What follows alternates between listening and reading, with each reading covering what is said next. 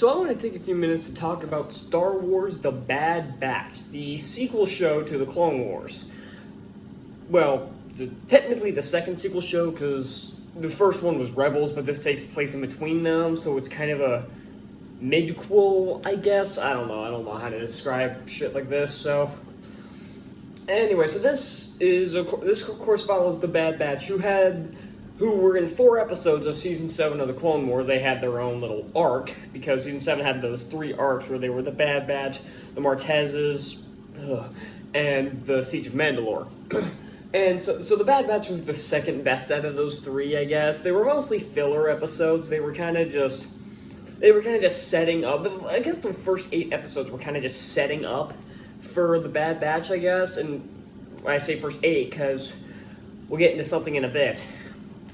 So, I didn't realize that the Bad Batch were getting their own show back when Season 7 of the Clone Wars premiered. No one did. So, I assumed this was just a random arc they threw in because it was one of the ones they had kind of finished. They hadn't fully animated it, but it was one of those ones you found on YouTube that the animation wasn't finished, but everything else was done. So I assume that's why they just threw them in, because they just needed an arc here. They just needed something to start the season. They needed something safe, because that's by-the-book Clone Wars stuff. So it feels like they played it safe with the first one, but I didn't realize that, and I guess nobody else did either, that they were setting up for their own show that takes place in a very interesting time. It takes place it starts with Order 66, the very first episode, and it creates some continuity issues, but I'll get into that in a bit. And it shows the slow progression of the creation of the Empire and them abandoning the Republic and becoming the Empire. And this show also had an enormous amount of false advertising that I'll get to later, due to something they do with a character, and you know exactly what I'm talking about. But I'll get back to that. And they also meet another member what's the word I'm looking for? Defective clone, I guess, named Omega, who's basically a 10-year-old girl, I guess. I don't know. This makes no sense. And I'm not a real fan of Omega, but I'll get to it in a second. So, when the very first episode of this, we assumed that this would be, way bigger, that they were going even bigger than the Clone Wars. So the very first episode of this was an hour and 15 minutes, and it was a very good episode. It showed how the Republic fell and how the Empire started to rise into power, and showing how the Bad Batch rejected the ideology of the Empire, all except for Crosshair. And you think it's just and it's because of the clone's inhibitor chip that was hinted upon that was shown in season 6 when Fives went looking for answers in that really good arc, where he found out that they were being controlled by inhibitor chips, and they do the same thing with Rex in season 7 where they remove his so he doesn't attack Ahsoka anymore. So the show started out really, really, really good. The first episode of this was Clone Wars level really good, and I mean good Clone Wars episodes, because Clone Wars has some really bad episodes. I don't think there's a single show that I've seen that doesn't have a bad episode. The greatest shows of all time still have bad episodes. Clone Wars, even just in season 6 and 7, they had that stupid arc with Jar Jar and Mace Windu. Then they had the Martez sisters arc, which was fucking horrible. And even other great shows like Avatar: The Last Airbender, The Great Divide, anybody? Or Phineas and Ferb, that Marvel episode was terrible. So there's not a single show that is above making a bad episode.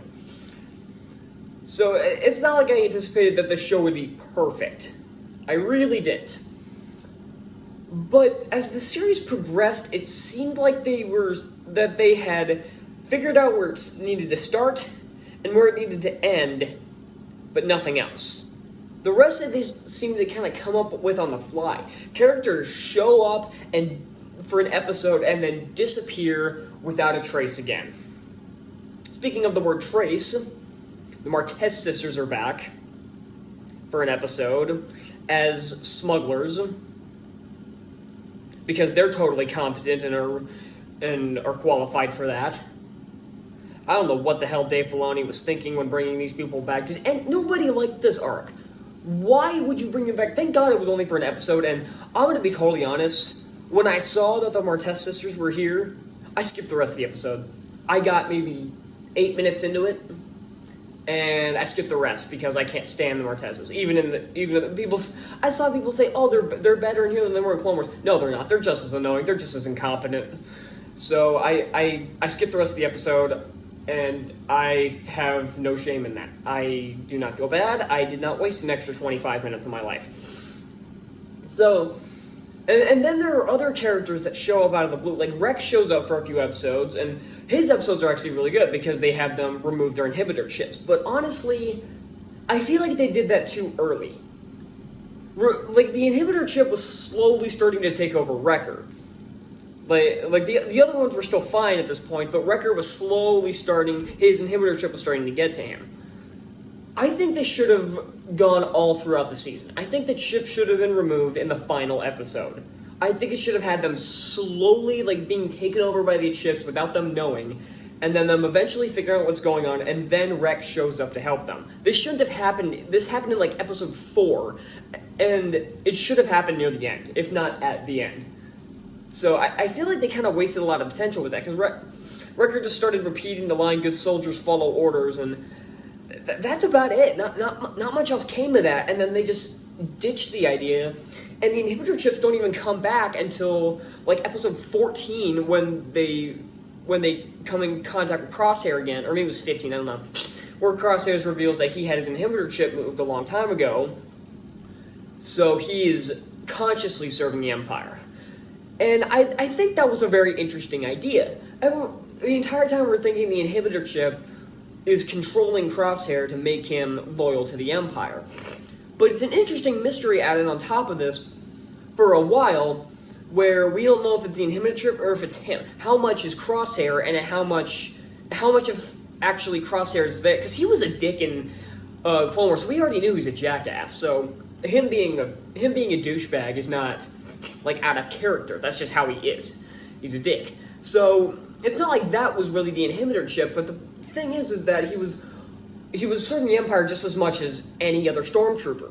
Also, I do want to point out, they never say the word stormtrooper. They're referred to as TK troopers, whatever that means. So I'm assuming they'll start calling them stormtroopers in season 2. But yes, the show's getting a season 2. But so it's interesting for a while, and then when it's revealed that he removes his inhibitor chip, it's a really good twist actually, and it actually builds on the character, showing that he has such loyalty, that he actually believes what the Empire's doing is right.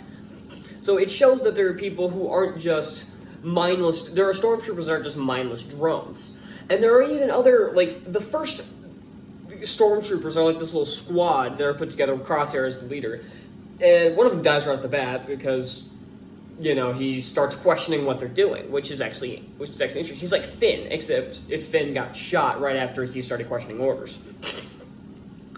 And then later on, they start to question the clones. They start to question Crosshair's motives, what he's doing, trying to get the Bad Batch to return. And yeah, that actually makes a lot of sense. Why would you trust? Because they've pretty much ditched the clones at this point. And even the facility gets destroyed at the end of the series. The Camino cloning facility, well, at least one of them. There are other cities on Camino. Like, even the Force Unleashed 2 game, there's also a bunch of cloning facilities where he clones Starkiller, but that's a completely different city than where they use the clone troopers. So if they want to do an adaptation of the Force Unleashed, they still can, and I would be totally down for that.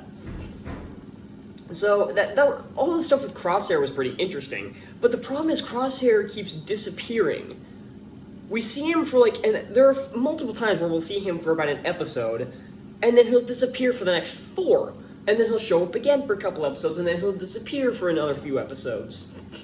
It's like all these other... This show has a serious problem with filler.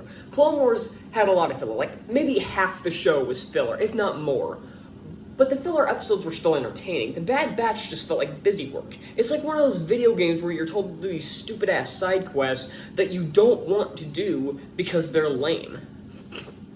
It's like that. It's busy work, and I didn't care for it. It's a bunch of like bounty hunting, or not bounty hunting missions, like smuggling missions that they have to do to get paid.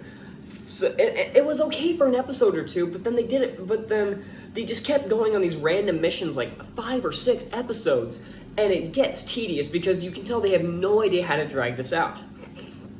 And they dragged this thing out to 16 episodes, and this should have been maybe 10, I think. I think if they cut all the filler, it would have been much better. Now, something I wanted to talk about was the continuity gaps. As the book A New Dawn, the Star Wars book centered around Kanan and Hera, and Kanan Jarrus the Last Apprentice. That comic book series, which was canon, is decanonized now. Because Order 66 happens completely differently, because they had to shoehorn Caleb Doom into this for some reason. He's the first character you see, actually, is young Caleb Doom, still voiced by Freddie Prinze Jr. I don't know why they couldn't just get a younger voice actor, but whatever, it was fine. But it felt unnecessary and created a huge continuity gap. It was a cool scene, though. Like, I didn't read the comic book, but I knew what happened in it, and I feel like this was still a cool scene, though. I liked how they handled this. And then they also have to shoehorn in Hera, and apparently Chopper was her droid. I don't know why, but I always assumed it was Sabine's or Kanan's or somebody. I didn't think it was Hera's, but alright. That's fine. We see Hera as a young girl as well. She's in more episodes than Kanan, for some reason, because they have this whole storyline dedicated to Ryloth, which was actually an okay arc. It's one of the times where the story always feels like it's progressing. There isn't any filler thrown into it. It goes from one story episode to the next, and it finishes the story without throwing in a bunch of extra crap. But for some reason, Hera has an accent when she's a kid. Like, I know her mother does, but her father doesn't, and Hera doesn't in Rebels. So why does she have an accent here? I don't get this. Like, did she just lose the accent over time? That doesn't make sense. But whatever, that's a really small detail, but it's still one that drove me nuts. Let's talk about Omega. She's annoying. I didn't like Omega here.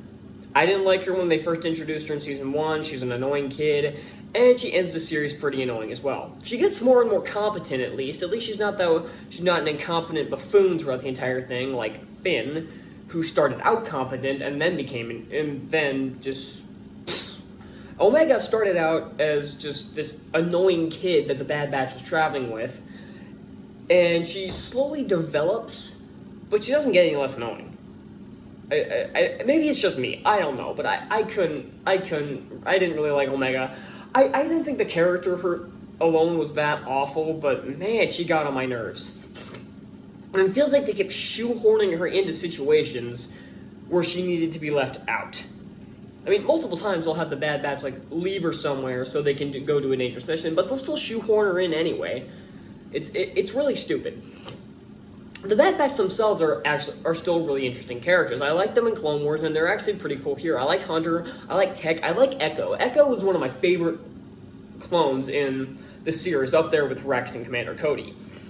So it was cool to see him back, and Fives was up there as well, but Echo was one of my favorites, and he's just as great here. I honestly think he was possibly a little better here because his personality as a reg who kind of became a Bad Batch, but he still acts like a reg.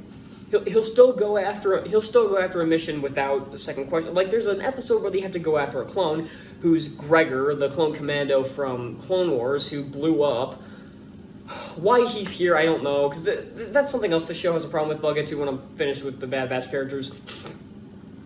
But he acts like a reg, so he has a lot more funny moments to him because he acts like a reg. He'll go after the clone without a second thought because he's their brother. He's going to go after them, and he's not even going to think twice about it. So, and even when they say, "Oh, like this is an Imperial fortification. There's no way we're getting in," and Echo said, "You guys did the same for me when you came in and rescued me, so I'm going after him."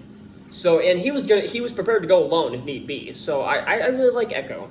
Wrecker's just the generic dumb strong. He's the himbo character in this.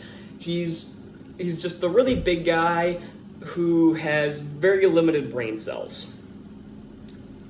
He's funny at times, but really he's not much of a character. That's like a stock character that you have. Just the big strong guy that's not very smart. I've seen like this character's been done to death, and it's not really done much better here.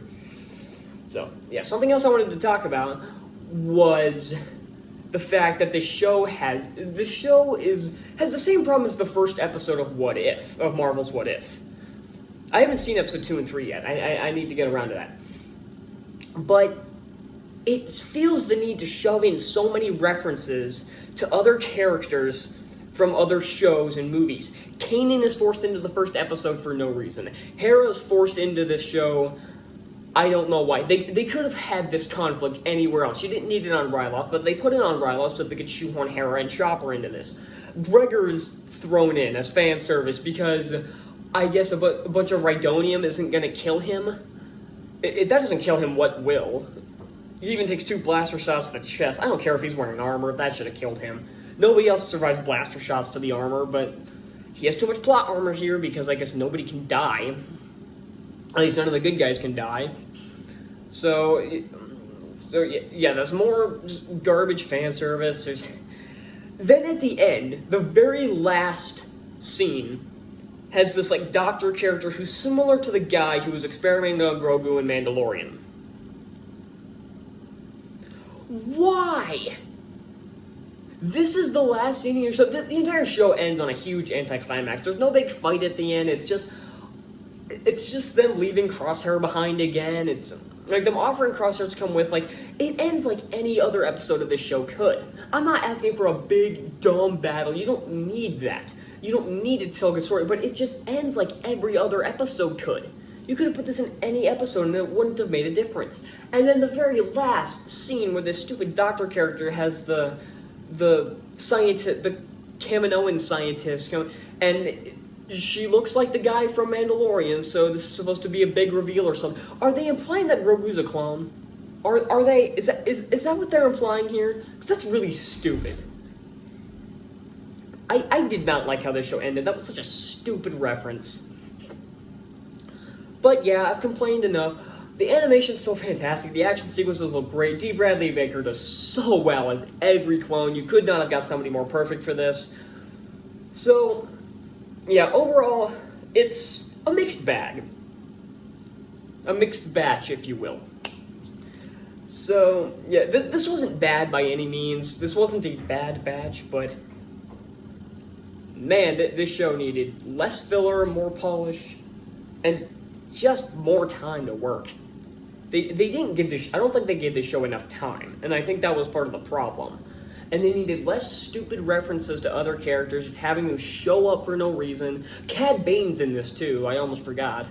And that stupid chick from Mandalorian, whatever her name was, the chick played by Ming-Na Wen. I don't remember her name, but she was shot in season 1 and somehow survived and came back in season 2 working with Boba Fett. She fights Cad Bane. They both show up for like 2 episodes. They're pointless. They don't even show up in the finale. Like, none of these characters show up in the finale. Had they had a relevance, like if Rex, Cad Bane, Ming-Na Wen's character, if even Martez's, if all of them showed up in the finale to do something, or like later in the season, I could give it a pass. Not the Martez's, they needed to stay out of this, but if they had done something, I could have given it a pass, but they don't. They're there for clearly just for fan service. It's not very good fan service either, but yeah, like I said, it's a mixed bag, but honestly, I still like the show. If you like Star Wars, you're gonna watch it regardless. You probably already have. You at least watched the first episode. Yeah, this is kind of just like split in between. It has a lot of dumb shit to it, but it's still a fun time. And honestly, yeah, I did kind of stop watching it for a while. Like, I watched like the last like 5 or 6 episodes last night because I had kept forgetting to watch it because I was getting kind of bored with all the filler episodes. So yeah, mixed batch. I'm gonna keep making that joke. That'll probably even be the title of this video. Bad Batch is a mixed batch. So yeah, that's all I got for Bad Batch. I'm gonna give it, like, is it really worth it to score TV shows? I know I did for The Flash and I did for all the Marvel shows, but is it really worth it? Fine. 3 out of 5. This was dead in between, really. But I still give it a fresh rating because it's Star Wars, and at least it's not Star Wars Resistance. That show sucks. thank you all so much for watching. Be sure to hit that like button down below, subscribe for more reviews like this, and what do you think of The Bad Batch? Is it your favorite Star Wars show? I highly doubt it, but is it your least favorite Star Wars show? One thing I'm planning to do, I'm going to do a ranking of like the 5 major Star Wars shows. It'll be this, Clone Wars, Rebels, Resistance, and Mandalorian. So that'll probably be one of my videos coming up. I've got a lot of ranking videos I want to do. I want to do my ranking of the July movies I saw, which I keep putting off because I had to watch Escape Room 2, which was terrible, by the way. And I also want to do a ranking of the DCEU, because most of those are garbage, and I have a lot to complain about. So, yeah, that's all I got for The Bad Batch. And if you'll excuse me, I have more movies to catch. I have more movies, and I have to catch up on What If. See you guys later.